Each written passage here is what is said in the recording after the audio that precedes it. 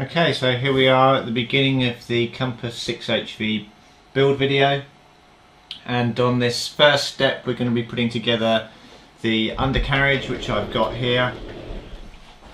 And this is a very standard undercarriage. We've got the skid pipes and the struts, end caps for the pipes, and then grub screws which go through little holes in the skids themselves here to grip onto the pipes to hold them in place, and our usual rubbers to stop the skids from skidding around on hard surfaces. So I'll put that together and then we can bolt that onto the bottom of the frames.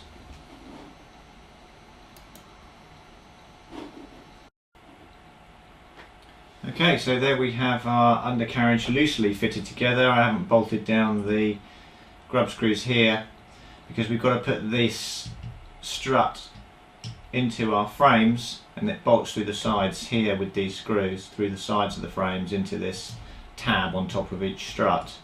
You need to set the gap on these first by bolting them into the frames, and then centre up our skid pipes and then tighten down these grub screws. Okay, and there we have the undercarriage mounted on by these screws here, one here and one here, onto the bottom of the frames. I've done up the grub screws and centralised the skid pipes, and the same on the other side, and we can now move on to the next step. Okay, so our next step is actually fitting all of the servos, and for this particular machine I'm using JR8717 servos for the cyclic and a Futaba BLS251 for the tail.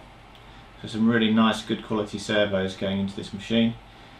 The manual talks about not using the rubbers when you fit the servos, and I'll need to have a look to see how that's going to work, because it depends on how big the washers are here in the kit, particularly for the well, for all of these servos, because they've got actually quite a big hole if you take the rubbers out. So I'll need to check to see if whether that's going to work or not. But I'll come back and show you the servos as they're fitted one at a time. Okay, so we're going to start off fitting what I think is the aileron servo, and the stuff to fit it are these self-tapping screws, 4 washers. Then these are the little bit tabs that kind of go on the back of the servo that the screws, or the back of the frames that the screws screw into to hold them in place. Then you've also got this spacer. So I've put one servo into the frames here. You can see this here, servos in the frames, and the spacer is underneath here to just bring the servo away from the frames slightly. So you've got one of those spacers like that either side, and then the screws through into these on the back. So I'll fit that and show you it fitted. Okay, so here's our first servo fitted with the spacers underneath. I didn't have to use the rubbers, these washers are big enough to do the job. The only complaint I think I would make about this particular servo with the spacers is they don't provide a longer screw for these, so there's actually not that much thread going into the back here. You can see the plastic piece on the back here that the screws go into. There's really only a couple of threads going into there because the screws aren't really long enough once you add in this spacer underneath the servo tab. So I could do with longer screws really just for that one servo. So the rest of the process is mounting the rest of the servos now in exactly the same way. So rather than show you every single servo, I'll go through now and mount up the rest and show you them all done. Okay, so here we have the model with all of the servos installed, and I can't say it was the smoothest servo install I've done on the machine. There are a few issues at the front here for these servos at the front.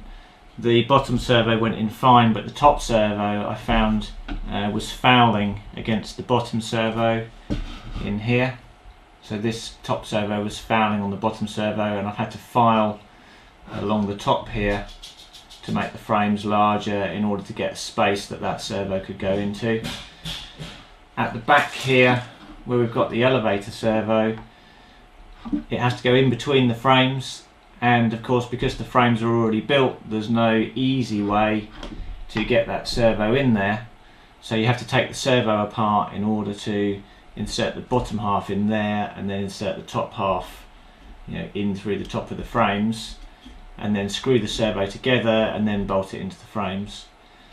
The rear servo for the tail, that mounted up reasonably okay. One thing I would say is that the screws, these Phillips head screws or crosshead screws they've used for the servos are pretty soft, and in a lot of cases the heads on these have stripped, just screwing them into the plastic inserts without actually putting any pressure on them, so not particularly good screws unfortunately for mounting the servos. But of course you can replace these with your own. They're only self-tapping screws, so you could use any servo screw for those really. But I've used the one in the kit, but as I say, a lot of them the heads have stripped unfortunately.